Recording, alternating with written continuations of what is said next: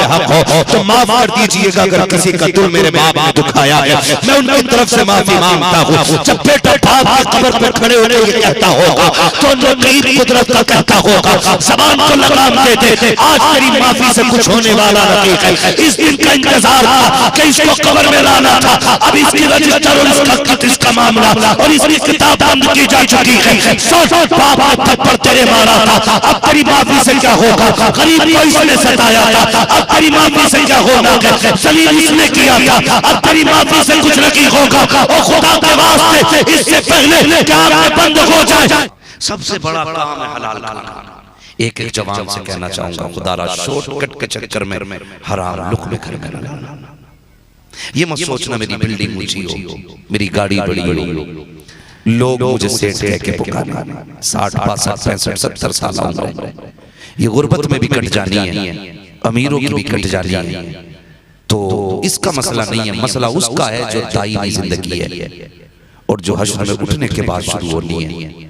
उसको बेहतर कीजिए। 60 साल तो फाके से भी कट जाएगी, लेकिन आखिरत की जिंदगी बगैर नेकियों के कटने वाली नहीं है। इसे मुश्किल न कीजिएगा, इसे मुश्किल न कीजिएगा। इस 65 साल जिंदगी को बेहतर करें, इस 60 साल जिंदगी को बेहतर कर ले। हलाल खाइए, 1 रुपया हराम का मत लाइए। अरे क्या हुआ यार, मुझे सच बताइए। आज दुनिया रो रही है, मालिक सलाहुद्दीन अय्यूबी भेज दे, मोहम्मद बिन कासिम भेज दे। आज किसके सीने में ये दर्द नहीं? आज कौन नहीं चाहता है कि फिर से कोई उमर फारूक आज़म का कायद, उनका नाइब खड़ा हो जाए। हर दिन चाहता ना, लेकिन नहीं आ रहा ना, नहीं आ रहा ना। उसकी वजह कभी सोच ढूंढने की कोशिश नहीं की। जब सलाहुद्दीन अय्यूबी ने बैतुल मुक़द्दस फतह किया था ना, तो जब कैदी बनाए गए थे सलाहुद्दीन अय्यूबी के दुश्मन, तो उन्होंने सलाहुद्दीन अय्यूबी के सामने खड़े होकर कहा था, सलाहुद्दीन अय्यूबी बता, आज तूने बैतुल मुक़द्दस फतह करा लिया, जब तू मर जाएगा तो फिर हम इसे कब्जा करेंगे। बता फिर इसे छुड़ाने कौन आएगा, फिर इसे छुड़ाने कौन आएगा। तो सलाहुद्दीन अय्यूबी ने बड़ी बात कही थी। उन्होंने कहा मैं ना रहूंगा तो फिर से कोई सलाहुद्दीन अय्यूबी आएगा, फिर कोई सलाहुद्दीन अय्यूबी आएगा। तो उनमें से एक ने कहा था, हम कसम खा के कहते हैं अब क़यामत तक किसी सलाहुद्दीन अय्यूबी को हम आने नहीं देंगे। ये बात कही थी उन्होंने, हम क़यामत तक किसी सलाहुद्दीन अय्यूबी को आने नहीं देंगे। आप भी सोच रहे होंगे ना, घर हमारा, बच्चे हमारे, वो कौन होते हैं? वो वहाँ 7 समंदर पार और हम यहाँ, वो कैसे रोक लेंगे? सलाहुद्दीन अय्यूबी ने कहा था कैसे रोकोगे? तो उन्होंने कहा था हम जानते हैं कि जब माएँ गैरत वाली होती हैं तब बेटे सलाहुद्दीन होते हैं। हम तुम्हारी कौम की बेटियों की गैरत ही छीन लेंगे ताकि फिर किसी गोद में कोई सलाहुद्दीन अय्यूबी नहीं आने पाए। आज मुझे बताओ गैरत बची है? आज किसी भी शादी में चले जाओ, अल्लाह माफ करे, फैशन के नाम पे घरों की इज्जत उतर गई है और हमारी पगड़ियों पे फर्क नहीं आया। हमारी बेटियां नंगी हो गई फैशन के नाम पे, लेकिन हमारी शानों पे कोई फर्क नहीं आया। हमने सर के दुपट्टों को सिर्फ कपड़ा समझा। काश तुमने उस चादर को सैयदा ज़ैनब का तोहफा माना होता। काश तुमने उस 2 मीटर के दुपट्टे को खातून जन्नत की अता समझा होता। और तुम नहीं समझोगे तो ऐसे समझ लो। याद रखना खुदा की कसम, जिन सरों पे दुपट्टे रहते हैं उन घरों की खुदा की रहमतें तवाफ और ज़ियारत करने के लिए आ जाती हैं।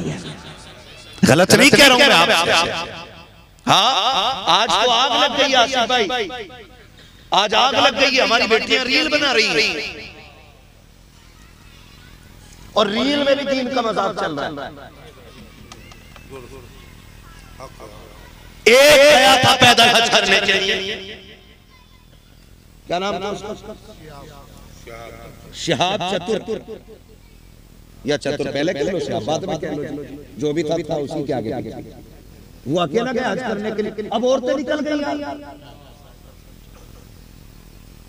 अब औरतें निकल गई और नौजवान मर्द उसके गले में हार डाल रहे हैं। हुजूर का दीन इतना तो लावारिस नहीं कि कोई भी बदचलन बदकिरदार औरत हुजूर के दीन के नाम का सहारा लेकर के खातून जन्नत के कल्चर को उंगली उठाने का काम करे। खुद फैसले करो आप, हम कहां आ गए। वो जा रही है नकाब पहन के, लड़के गले में हार डाल डाल, गैरत का जनाजा नहीं निकल गया, अकेली जा रही है। पूछो नहीं उलमा से, जब जहाज से बगैर महरम के जाने की इजाजत नहीं, तो तुझे पैदल अकेले जाने की इजाजत किसने दे दी? रीले बन रही है और कह रहा जी अल्लाह का शुक्र है मेरी बेटी के 2.5 लाख फॉलोवर है। आग लगे ऐसे फॉलोवर, ये सिर्फ तेरी बेटी की नुमाइश देखने वाले फॉलोवर हैं, तेरे बेटे के जिस्म का तमाशा देखने वाले फॉलोवर हैं, तेरी बेटी की अय्याशी का नक्शा देखने वाले हैं। जिस दिन तेरी बेटी कपड़े न उतारे एक फॉलोवर लाइक करने को तैयार नहीं होगा, जिस दिन तेरी बेटी का दुपट्टा न उतारे एक भी तेरी बेटी को लाइक करने के लिए तैयार नहीं होगा। इसे फॉलोवर कहते हो, खुदा का कसम फॉलोवर इसे नहीं कहते। अज़मत वाली ये नहीं है, अज़मत वाली अली की बेटी ज़ैनब कुबरा है कि जिसकी अज़मत का आलम ये है कि ताना साथी हमारी यूं न समझिए, बल्कि अल्लाह ने वो बारसाई अता की है कि दामन निचोड़ते तो फरिश्ते वज़ू करें। आज तेरी मेरी बेटी नंगी हो गई, ये रोने का मकाम है, और फिर कह रहे क्यों नहीं आया सलाउद्दीन अय्यूबी। ओ भाई सुन, याद रख, जमीन अच्छी होती है तो फसल अच्छी होती है, माँ अच्छी होती है तो नस्ल अच्छी होती है। तुम्हें क्या लगता है तुम जो जलसे में बैठे हो ये तुम्हारा कमाल है? तुम जो इतनी रात को बगदाद वाले की महफिल में बैठे हो, क्या ये तुम्हारा हुनर है?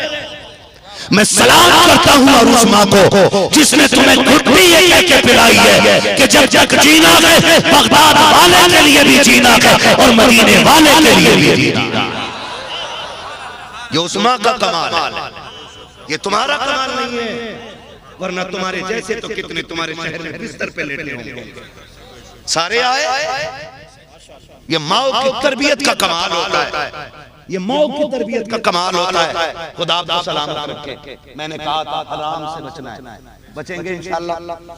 वक्त पूरा हो चला है, 12:30 बज गए जफर भाई, अभी और चलना थोड़ा बहुत है। बैग वाले भाई क्या नाम है इनका? बंटी भाई किधर जा रहे? चल रहे तो मैं भी चलूं। अच्छा चलने दो, खुदा सलामत रखे, है ना। बैग इनके बगल में है ना, तो मैं डर रहा हूँ। समझ गए क्यों डर रहा हूँ? बहुत समझदार, खुदा आपका सलामत रखे। तो बच्चों है ना, ये हमारा आपका कमाल नहीं, हमारी माओ का कमाल है, हमारी माओ का कमाल है। कुछ बदहजमी का चूरन लेना शुरू कर दें क्योंकि उनके पेट खराब होने वाले हैं। अगली बात जो मैं कहने लगा, बगदाद वाले का बड़ा गहरा ताल्लुक बरेली वालों से है जी। चलूं आगे, सुन लेंगे थोड़ी देर। मैं आपसे क्या कह रहा हूं कि जब भी खाना हलाल खाना, जब भी बोलना सच बोलना, जब भी खाना हलाल खाना है, जब भी खाना है हलाल खाना है। तो खुदा रहा लुक़मे अच्छे करें। जरा दिल पे हाथ रख के बताएं, हज़रत गौसे पाक के वालिद साहब का नाम क्या है? बोलो बोलो, जो याद है वो बोल दो, डर के नहीं। क्या बात है, सलामत रहे मेरे भाई। अल्लाह इस जवान को बगदाद के रास्ते हुजूर का मदीना दिखा दे, ठीक है ना। जितना याद है उतना बता दिया ताकि उनके सनाखानों में, उनके ज़ाकिरीन में नाम आ जाए। आपसे सुभान अल्लाह कहने का मतलब ये नहीं होता कि हमें दाद मिलेगी। हम आंखें बंद करके 1 घंटा आराम से बोल के जा सकते हैं, कोई भी ना हो तब भी बोल देंगे, है ना। मगर आपसे बुलवाने का मतलब ये होता है कि आपका नाम भी उनके सनाखानों में आ जाए। ये मतलब आपसे बुलवाने का होता है। तो सरकार गौसे पाक के वालिद ने क्या खाया था? कितना खाया था? नहीं, एक ही लुकमा खाया था, एक मुंह मारा, और जैसे वो हलक से नीचे उतर आना तो अंदर से दिल ने शोर मचा दिया। दिल ने शोर मचा दिया। अबू साले ये खा तो लिया, मालिक से पूछा था, दिल ने शोर मचा दिया अंदर से। एक लुकमा, यहाँ तो भाई की 6 बीघे हराम की खा के बैठा है और कह रहा हजरत जी 6 उम्रें कर आया हूं, दुआ करो साथ में भी जा लिया। बुरा न मानिए, मैंने ऐसे भी मरने वाले ऐसे जनाजे देखे कि जिन जनाजों को रोक के ना किसी ने पड़ोसी ने रुकवा के जनाजे को ये कहा था जरा नीचे रखो, मेरी आंखों के सामने की बात है, हाँ इसको नीचे रखो, जरा कफन खोलो, कफन खोला। उसने कहा था कहो जो जमीन मेरी मारी है वो लेके जा रहे हो कि छोड़ के जा रहे हो? फर्क इससे नहीं पड़ने वाला है अजान कितने ने पड़ी है तेरी कब्र पर, ये याद रखिएगा। कितनों ने अजान पढ़ी है, नहीं, फर्क इससे पड़ता है कि तेरे जनाजे में लोग बातें क्या करते हैं। अगर एक बंदे ने भी ये कह दिया अच्छा हुआ चला गया तो समझ लो खैरियत नहीं, और अगर एक ने भी ये कह दिया कि अफसोस ये चला गया अब इसकी जगह कौन आएगा, तो समझ लेना तेरी बातें सिर्फ जमीन पे नहीं अल्लाह के अर्श पे भी तेरी बातें होने लग गई है। ये बड़ी बात, मैंने ऐसे भी जनाजे देखे। हाथ निकालो इनका, किधर है कागज? सच्चा जमीन लेके जा रहे थे ना, जेल में डाला हमें, बाप को जहर दिया हमारे, और आज तुम कब्र में चल दिए। जमीन किधर है? जमीन किधर है? रुसवाई उठानी पड़ती है पूरे समाज के सामने। और जब बेटा उसी बाप को दफन करने के बाद बाप की कब्र पर खड़े होकर रस्मन एक आवाज लगाता है, कहता है कि किसी पे मेरे बाप का हक हो, किसी पे किसी का मेरे बाप पे हक हो तो माफ कर दीजिएगा। अगर किसी का दिल मेरे बाप ने दुखाया है मैं उनकी तरफ से माफी मांगता हूँ। जब बेटा बाप की कब्र पर खड़े होकर ये कहता होगा तो नकीब कुदरत का कहता होगा ज़बान को लगाम देते, आज तेरी माफी से कुछ होने वाला नहीं है। इस दिन का इंतजार था कि इसको कब्र में लाना था, अब इसकी रजिस्टर और इसका इसका मामला और इसकी किताब बंद की जा चुकी है। सोच बाप ने थप्पड़ तेरे मारा था, अब तेरी माफी से क्या होगा? गरीब को इसने सताया था, अब तेरी माफी से क्या होगा? जलील इसने किया था, अब तेरी माफी से कुछ नहीं होगा। और खुदा के वास्ते इससे पहले कि आंखें बंद हो जाए तुम्हारी कब्रों पर खड़े होकर बेटे माफी मांगे, जीते जी माफी मांग लो, ताकि अगर कब्र पे कोई अजान ना भी पड़े खुदा का करम से तेरी कब्र में रोशनी होने लग जाए।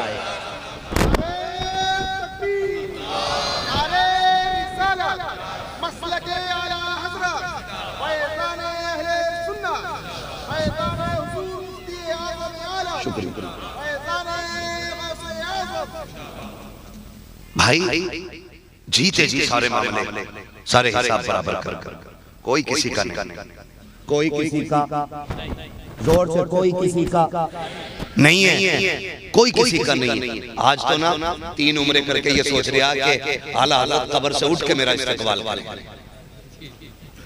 हाँ यही कंडीशन है, 3 उम्रे करे आला हज़रत कब्र से आए मेरा इस्तकबाल करे। और डर अल्लाह से डर। सरकार गौसे पाक आप देखे 40 साल इशा के वुजू से फजर की नमाज पढ़ने वाली ज़ात, ऐसा नहीं करते नहीं थे, नहीं जरूरत ही नहीं पड़ती थी, पूरी रात अल्लाह की इबादत में गुजरती थी। 40 साल अल्लाह इशा के वुजू से फजर की नमाज पढ़ने वाली शख्सियत सरकार बड़े पीर की ज़ात। लेकिन जब हरम शरीफ में जाते हैं ना तो इतना रो के कहते मालिक क़यामत में मुझे हुजूर के सामने रुस्वा न करना, मालिक मैं तुझे राजी न कर सका, मालिक मैं तेरी इबादत न कर सका, मालिक मैं तेरी नेमतों का शुक्रिया अदा न कर सका। इस दर्द से रोए कि लोग अपनी दुआ छोड़ के उसके हक में दुआ करने लगे। हाँ लोग फरमाते हैं हमने उसको रोते देखा, जब उसने चेहरे से चादर हटाई तो वो कोई और नहीं बगदाद का अब्दुल कादिर जिलानी था। आज देखो 4 उम्रे करके पिटा जा रहा है, वो भी हराम के पैसे से, वो भी हराम के पैसे से, थोड़ी इसकी मारी जमीन थोड़ी उसकी मारी। वो आपसे कहना चाहता हूँ देखें हम ना 1-1 इंच जमीन के लिए अपने भाइयों के खिलाफ खड़े हो जाते हैं। गलत कह रहा हूँ? नहीं सही कह रहा हूँ। दुकान अगर मर्जी की न मिले तो अपने भाई को बर्बाद करने पे लग जाते हैं। नहीं ये दुकान इसने कैसे ले ली, तो मुझे मिलनी थी। मुझे सच बताओ रज़्ज़ाक़ कौन है? बोले सारे, कौन है रोजी देने वाला? कौन देता है रोजी? अल्लाह देता है ना। तो फिर अगर तुम्हारे हिस्से में घटिया दुकान आ गई है ना तो फिर सब्र कर लो और कह दो दुकान रोजी नहीं देती, रोजी अल्लाह देता है। अगर वो चाहता है ना तो तो पत्थर में कीड़े को हरी पत्ती अता कर देता है। और अगर वो भूखा मारने पे आए ना तो बड़े बड़े अमीर पैसे वालों को वेंटिलेटर पे डाल के ऑक्सीजन लगवा के तमाशे दिखा के बताता, ये देखो क्या कमी थी इसके खजाने में, ये लाखों करोड़ों का मालिक है। लोग जूस लेके जा रहे हैं, फल लेके जा रहे हैं, लेकिन डॉक्टर कह रहा ना करीब तक मत आना, अगर एक बूंद भी अंदर गई ना तो इसका कलेज का लीवर डैमेज हो जाएगा। अल्लाह कहता ये कमाल डॉक्टर का नहीं है, मेरी पावर है। अगर मैं बंद करने पे आऊं तो आगे का नहीं खाने देता हूं, और अगर खिलाने पे आ जाऊं ना तो पत्थर में कीड़ों को भी रोजी अदा कर देता हूं। बात सिर्फ इतनी सीख है कि अगर मैं दिया करूं तो तुम शुक्र अदा किया करो, ले लिया करूं तो साबित बन जाया करो। इसलिए कि अगर अब लेना जानता हूं तो बाद में तुम्हें अपने कर्म से देना भी जानता। कभी भी नाजायज किसी का, नाजायज किसी का नहीं खाना। और अल्लाह तौफीक देना। कितने लोग अमीर बनना चाहते हैं, रात रात बता दे। आखिरी बात बता रहा हूं, कितने लोग अमीर बनना चाहते हैं? नहीं ना, कोई नहीं बनना चाहता। हाँ, डरो मत बोलो जितने लोग अमीर बनना चाहते हैं। मैं वजीफा बता रहा हूं। नहीं मत उठाने दो, आप देखो बाद में सारे उठाएंगे जब मैं बताता हूं। या अल्लाह जितनों ने हाथ उठाए सबको बगदाद वाले के करम से अमीर बना दे। ये दोगलापन है हमारी जमात में। दुआ सुन के हाथ है ना, दुआ सुन के हाथ, दुआ से मौलवी में भरोसा नहीं था। बहुत लंबा वक्त हो जाएगा, 12:30 बज चुके, परमिशन का मसला है, अजरा भी पढ़ना है ना, सारी फरमाइशें मुश्किल हो जाती है पूरी करनी। तवज्जो है ना? मैं क्या कह रहा था अभी आप मौलवी में भरोसा नहीं है ना, तो फिर हाथ उठाओ। कितने लोग मालदार होना चाहते हैं? अब हाथ नीचे कर लो। अमीर होने का आसान रास्ता यह है कि आपका घर भले छोटा हो, दस्तरखान बड़ा कर ले। दस्तरखान बड़ा कर ले। और ये बगदाद वाले पीर का दिया हुआ सबक। आप सुबह से शाम तक जितना आता था सारा गरीबों में बांट देते, सारा गरीबों में बांट देते, सारा गरीबों में बांट देते। आज भी यही मशहूर है ना कि जब 11वीं आती है तो लोग खाने बनाते हैं उनके नाम के, हैं खुद भी खा लेते हैं, तब भी अल्लाह बरकत अता फरमा देता है। और अगर गरीबों को खिलाने लग जाओ तो अल्लाह बेपनाह बरकत अता फरमा देता है। मैंने कहा कि अगर अमीर बनना चाहते हो तो घर छोटे होना कोई बात नहीं बनती, दस्तरखान बड़े कर लो। दस्तरखान बड़े कर लो। और जरूरी नहीं है पीर खाएगा तब बरकत आएगी, कोई कलंदर खाएगा तभी बरकत आएगी, कोई ना मिला करे तो कुत्तों को खिला दिया करो, कोई ना मिला करे कुत्ते को खिला दिया करो। हम तो खाना बैठे हो, कुत्ता आ जाए तो पहले डंडा मार फिर हम काम करें। आपको पता नहीं है कितने वलियों की वलायत अल्लाह ने सिर्फ इसलिए छीन ली कि उन्होंने अपने पैर से जानबूझ के एक चींटी मार दी। हाँ, उन्होंने अपने पैर से जानबूझ के चींटी मार दी थी, तो अल्लाह ने उनकी विलायत छीन ली। हम तो 2-4 डंडे जब तक कुत्ते को न मारे हमारे हलक से रोटी नहीं उतरती है। और तुम्हें खुदा का वास्ता दे के कहता हूँ, बोरियों में बरकत नहीं रखी गई है, ढोंगी पीरों के तावीज में बरकत नहीं रखी गई है। तावीज का चलन तो आज से चला है, क्या उससे पहले तावीज से पहले क्या बरकतें नहीं होती थी? आज फसलों का हाल आगे गए, कई क्विंटल नाच के बीघे में हो रहा है। पहले घरों में रोटियां नसीब नहीं होती थी, लोग रोटियां खा के गुजारा करते थे, लेकिन कोई भी आपको बेकरार नहीं मिलता, सारे हर हाल में सुखी रहते थे। आज कसरत है लेकिन सुकून नहीं है, आज दौलत है आराम नहीं है, आज सब कुछ है लेकिन हर बंदा रो रो कह रहा है मौलवी दुआ करते हालात बेहतर हो जाए। जानते हो ये मुसीबतें क्यों आई है? क्योंकि हमने दस्तरखान छोटे कर दिए हैं। वो पहले की माएं थी जो फजर में उठती थी, कुरान पढ़ती थी और उसी मुसल्ले में बैठे बैठे हाथ उठा के अल्लाह से रोजे की दुआएं करती थी, इधर दुआएं होती थी, आकर दीवार पर परिंदे बैठते थे, माएं मिट्टी भर के दाने लाती थी, परिंदों को डालती थी, वो चंद दाने खाते थे, साथ पुष्टों के लिए की बरकत की दुआएं देके चले जाते थे।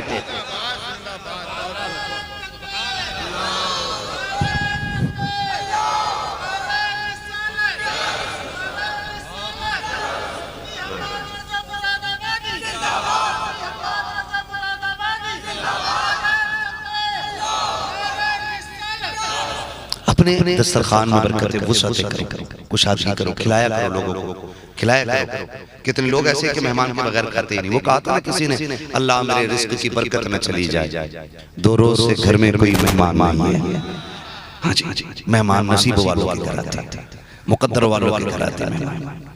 हाँ, खाना खिलाया, माफ कीजिएगा, आज तो अब्बा को, सगे बाप को एक गरम रोटी देने बेटा तैयार है, और पीर के यहाँ जाके तेरा डाल के कह रहे आप बरकत हो, बरकत हो।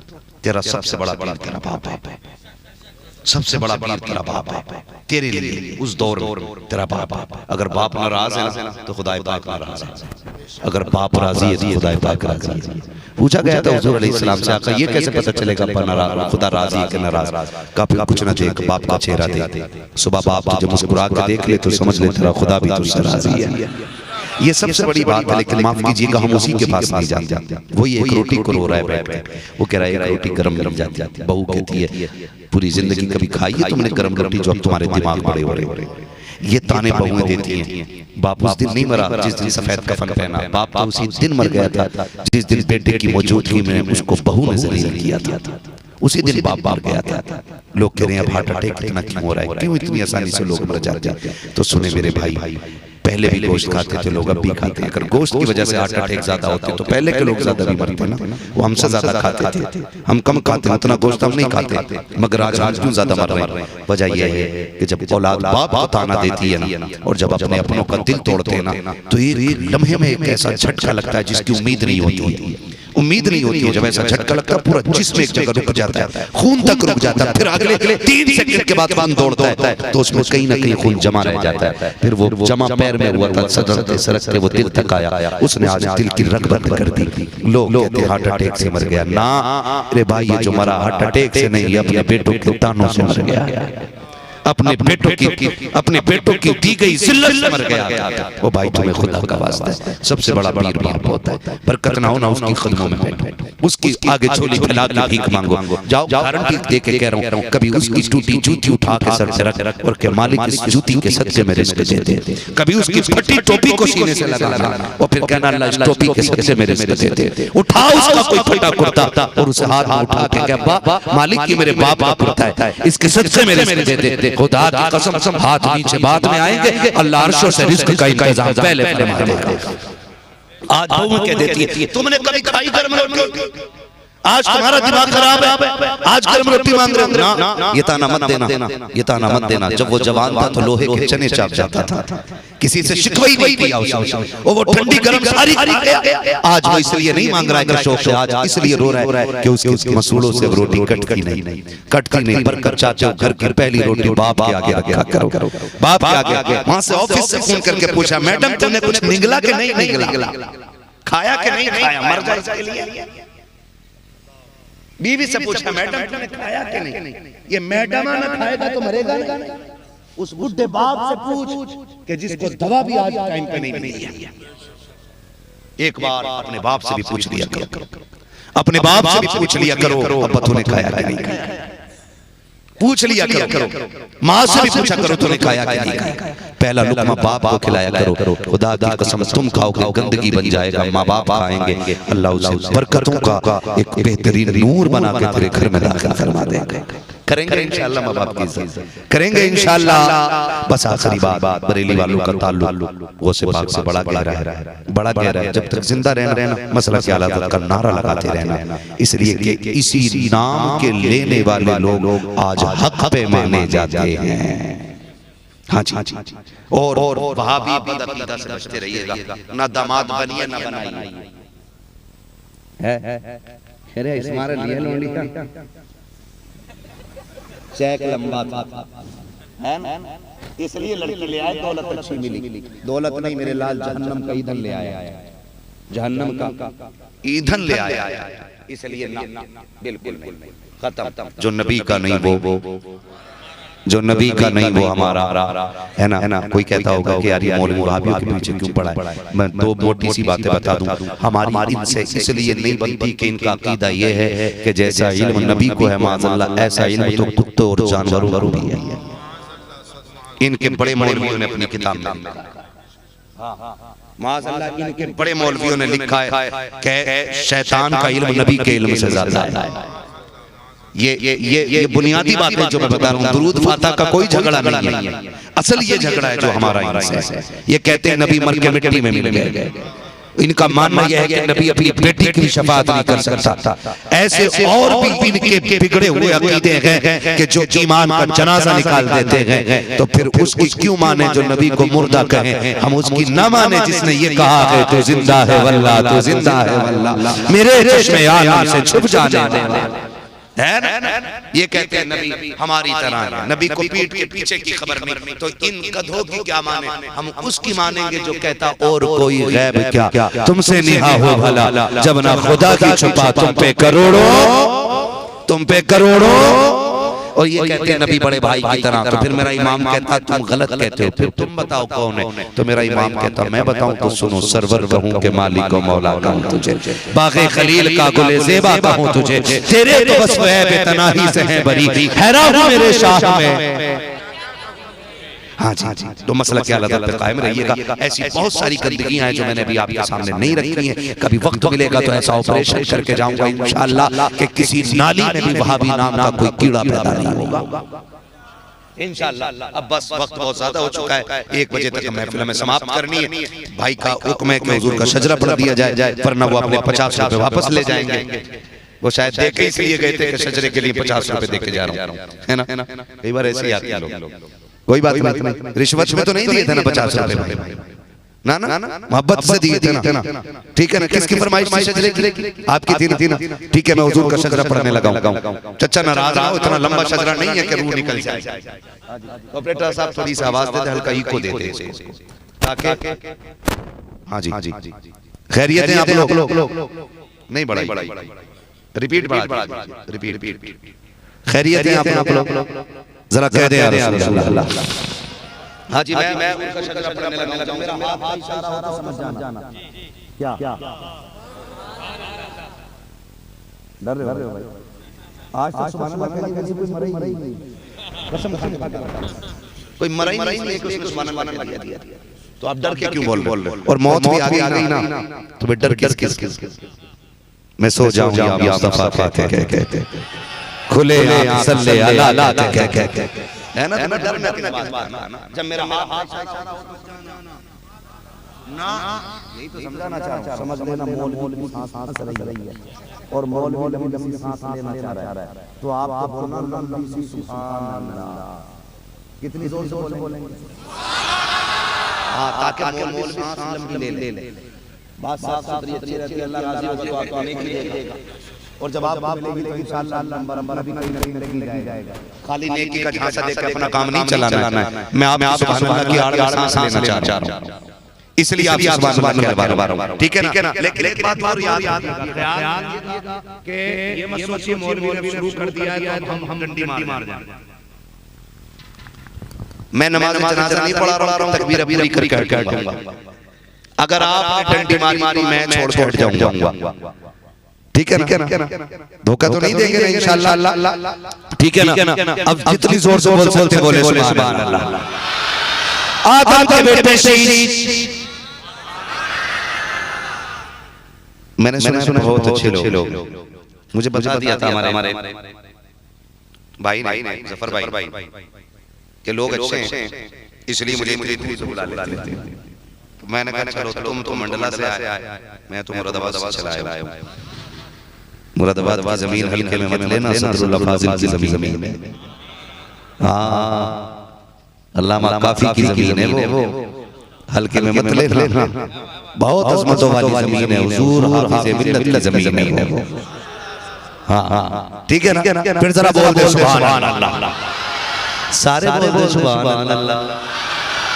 क्या बात है, बच्चे अभी जाग रहे हैं, इस वक्त इन्हें सो जाना चाहिए, मगर क्यों जाग रहे हैं? सिर्फ इसलिए सुना है आप आशिक के घर तशरीफ लाते हैं, मेरे घर में भी हो जाए चरागा, चरागा और चरागा। आदम के बेटे शीश के बेटे, अनस के बेटे कैनान के बेटे मेनाइल के बेटे ब्यारत के बेटे इदरीस के बेटे मुतवश्शिश।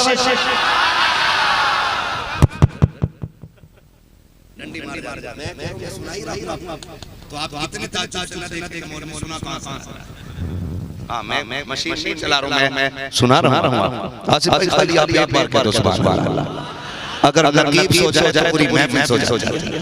हां बहुत अच्छे हैं आसिफ भाई, इतने अच्छे शेर बड़े बड़े होता तो इनसे बार-बार सुनते। ठीक है ना? खुदा सलाम। ये कह रहे थे अगर इधर पता चल जाता मैं आ रहा हूं पकड़ लेते मुझे वहीं एक यानी मैं नहीं गया तो ये चले आए।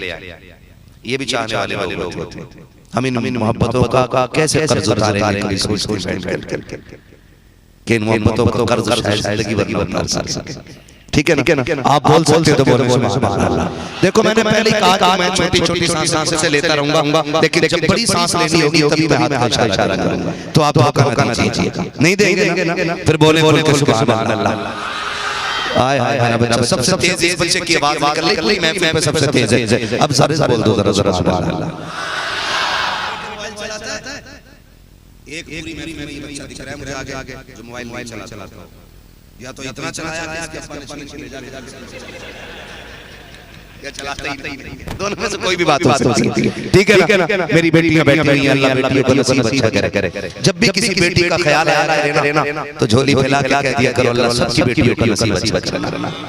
ये सबसे बड़ा लिया मैंने इस टॉपिक पे आज बात नहीं की है। इंशाल्लाह कभी करूंगा वक्त रहेगा तो। ठीक है ना? जरा बोल दो सुभान अल्लाह। पगड़े वाले भाई इधर देखो। हाँ तो सारे शामिल हो गए। मैंने सामने का मुंह अच्छा रहना चाहिए। बहुत लंबा सफर है मेरा ये। मुझे मेरी थकन मुसल्लम नहीं उतरती है। जितनी सुभान अल्लाह अच्छी होती है थकन उतर जाया करती है। मुझे बताया हाफिज साहब ने कल मुझे 120 किलोमीटर दूर जाना तो हल्के से सुभान अल्लाह है। इतनी जोर से सुभान अल्लाह कह दो कि कई दिन का कर्जा उतरता रहे। आदम के बेटे शीश के बेटे अनस के बेटे कैनान के बेटे मेला के बेटे प्यारा के बेटे इदरीस के बेटे मुतवश्शिक के बेटे लबक के बेटे नूह के बेटे साम के बेटे सुलाल के बेटे सालिह के बेटे आबिद के बेटे ताता के बेटे रावा के बेटे सारू के बेटे नाखुन के बेटे तारिक के बेटे इब्राहिम खलीलुल्लाह के बेटे इस्माइल खलीलुल्लाह के बेटे दादा के बेटे अबा बेटे हम के बेटे साबित के बेटे सलमान के बेटे रईस के बेटे इलियास के बेटे और बेटे हवा के बेटे दरान के बेटे मोहित के बेटे नदार के बेटे सुजल के बेटे इलियास के बेटे मुतमक्किन के बेटे खदीमा के बेटे किनाना के बेटे नदर के बेटे मालिक के बेटे फार के बेटे गालिब के बेटे लुई के बेटे का के बेटे मुर्रा के बेटे किला के बेटे कुसै के बेटे मना के बेटे हाशिम के बेटे अब्दुल मलिक के बेटे अब्दुल्लाह के बेटे मुहम्मद रसूलुल्लाह।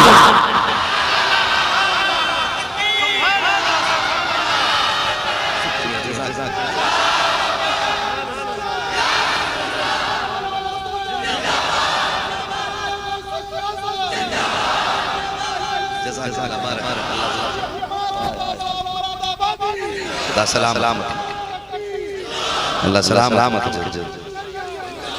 खुदा सलामत। हेलो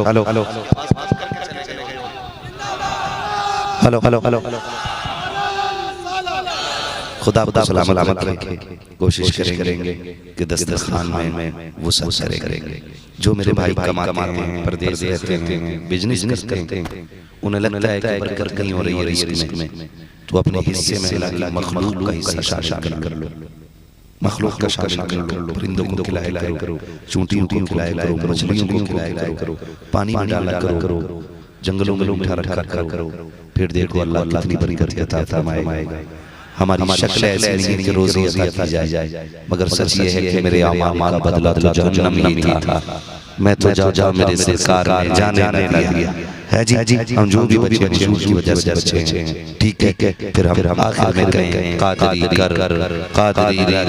कादरियों में कदर अब्दुल कादिर कुदरत मांगे वास्ते क्यों कहें मेरे पीर ने पर्दा उठाया उन्होंने कहा कादरी खुल्द में चल दिया खुल्द वहाँ है कादिरी के लिए है जी जन्नत खुली है। फिर गोश का नाम लेते रहिएगा हर 11वें बंदा के नाम कुछ न कुछ जरूर बांट कीजिए। कुछ ना होना तो 10 रुपए का बिस्किट बांट दिया करो। जरूरी नहीं है 10 भगोने वाले 11वें कबूल हो। अगर वो दिल से कर देना अपना 10 रुपए के बिस्किट तो बगदाद वाला 10 भगोनों से इतना राजी नहीं जितना गरीब के 10 रुपए के बिस्किट से राजी करेंगे ना इंशाअल्लाह। सारे वादा करें इंशाअल्लाह। बस जो हुए अगला को माफ फरमाए रब कायनात। जिंदगी ने दिया साथियों की मुलाकात मन रहा फूल खिलेंगे जिंदगी फिर मिलेंगे। मुसाफिर ने मुसाफिर तुम भी किसी मोड़ पर मुलाकात होगी। फकीर आए सदा कर चले सदा खुश रहे दुआ कर चले। सारे लोग कलमा शरीफ पढ़ लीजिए ला इलाहा। ये कलमा इसलिए सारे पढ़ो इसका सवाब अल्लाह मेहर वाले बाबा की बताता है ना। उनके नाम से पढ़े जोर से पढ़े ला इलाहा इल्लल्लाह मुहम्मदुर रसूलुल्लाह अस्तगफिरुल्लाह रब्बी मिन कुल्ली ज़ंबिन व अतूबु इलैहि व मा इलैना मिनल बलाग। अस्सलामु अलैकुम व रहमतुल्लाहि व बरकातुहू।